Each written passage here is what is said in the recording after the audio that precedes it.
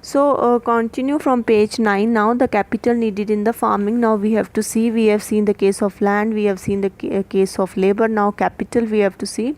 So we have already seen that the modern farming methods, they require a great deal of capital.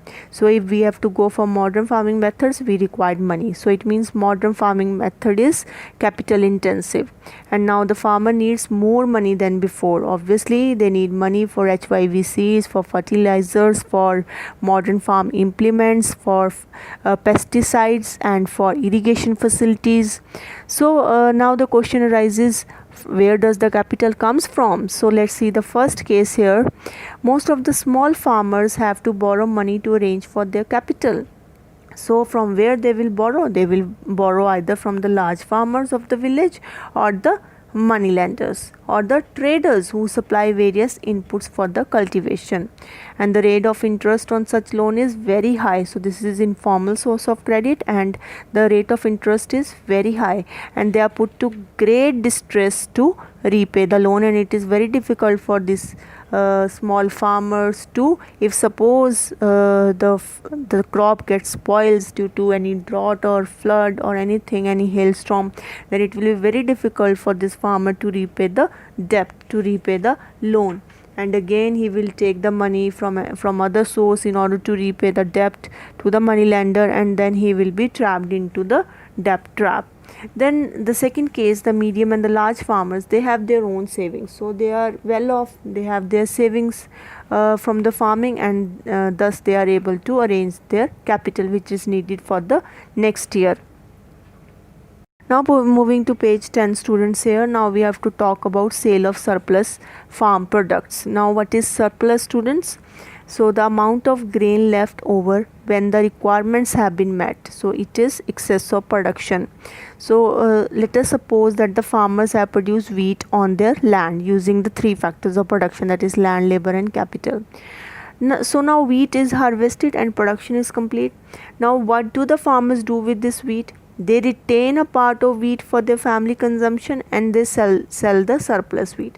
So some part they will keep for their family consumption, that is subsistence, and then rather the rest they will sell, that is the commercial part. They will go for the commercial selling of their wheat.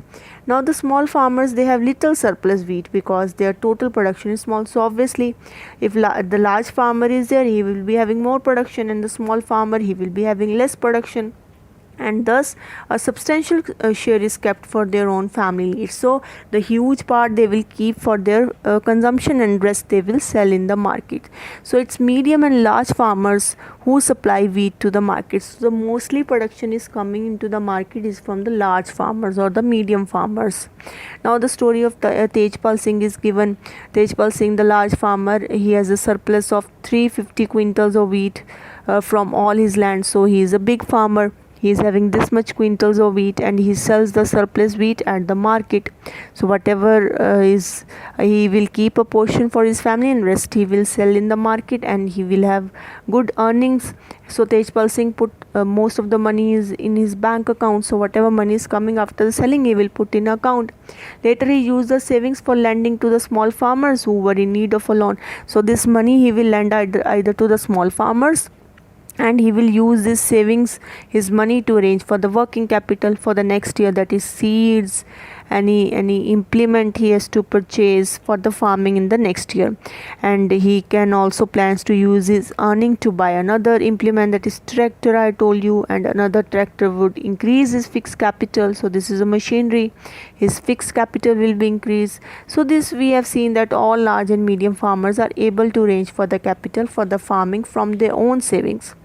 So some farmers might also use the savings to buy kettles, trucks, or to set up some other business, shops, etc. So it means farmers can also use savings for non-farming activities. Some can start a dairy or some other business with this money also. Now the same page, that is page 10. Now we have to see the non-farming activities in the Palampur, that is which non-farming activities are prevalent in the Palampur. So farming is the main productive activity in Palampur, this we have seen, and farmers also perform some activities other than farming to earn livelihood. So these activities are known as non-farm activities. First is dairy. And the other common activity, this is the dairy. Now dairy is the common activity in many families of the Palampur. People feed their buffaloes and various kinds of grass and jawar, bajra that grow during the rainy season. So this is a fodder for this buffaloes or the cows, and the milk is then sold in the Raiganj, the nearby villages. And the two traders from the Shahpur town, they have set the collection cum chilling center at the Raiganj, from where the milk is transported to faraway towns and cities. Since milk is a perishable commodity, so collection center is also set up and chilling center is also set up in order to store the milk there and then transport it to the faraway places. So now page 11, here we have to discuss now another non-farming activity, that is small scale manufacturing in Palampur. Now it is on small scale. So small scale means manufacturing on a very small scale. So less than 50 persons are engaged in manufacturing in small scale in Palampur, and manufacturing in Palampur involves very simple production methods that are done on a very small scale, and they are carried out mostly at home or in the fields with the help of any family labor, and rarely any laborers are hired. So the example can be any good making, any pickle making. I have given so many example, agarbatti, rope making. All these are the small scale manufacturing units which can be set near to the farms or at homes only. Then after this we have to discuss other also on page 12. So now moving to page 12 of your book, the shopkeepers of the Palampur. So the next non-farm activity is shopkeepers. The traders of Palampur are shopkeepers also, who buy various goods from wholesale markets in the cities and sell them in villages. One can see the small general stores in the village selling a wide range of items like rice, wheat, sugar, tea, oil, biscuits, soaps, toothpaste, batteries, candles, notebooks, pens, pencils, cloth. So all these daily items are available in the village only through shopkeepers. And few of the families whose houses are close to the bus stand, they have used a part of their space to set up the small shops, and they sell eatables there and tea there. And the next activity is transport, a fast developing sector in the rural area, and there are variety of vehicles on the roads connecting Palampur to Raiganj: rickshawalas, tongawalas, jeep, tractor, truck drivers, people driving the traditional bullocks, carts, boogie. They are people in the transport services, and they ferry people from and goods also from one place to another, and in return they were get a very good return out of it, and they get they paid for it, in return of their services, that is moving people from one place to another, and goods also.